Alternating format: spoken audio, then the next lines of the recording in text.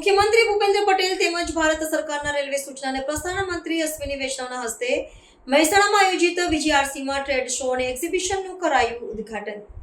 ઉત્તર ગુજરાત માટે vibrant Gujarat regional કોન્ફરન્સનું આયોજન 9 થી 10 ઓક્ટોબર 2025ના રોજ મહેસાણાની ગણપતિ યુનિવર્સિટીમાં કરવામાં આવ્યું છે.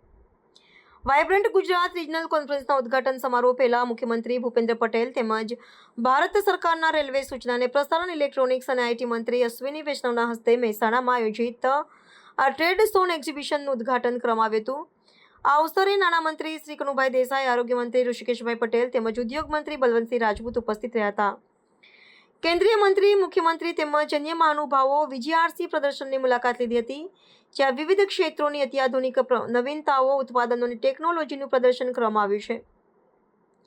આ કાર્યક્રમ આત્મનિર્ભર ભારત, વોકલ ફોર લોકલ અને ટકાઉ આર્થિક વિકાસના વિઝનને આગળ વધારવા માટે ઇનોવેટર્સ, ઉદ્યોગ સાહસિકો, રોકાણકારો, એમએસએમઈ, સ્ટાર્ટઅપ, વિદેશી ખરીદદારો, મોટી કંપનીઓ, સરકારી વિભાગો, પીએસયુએસ અને વૈશ્વિક ભાગીદારોને એકસાથે લાવવાનો પ્રયાસ છે.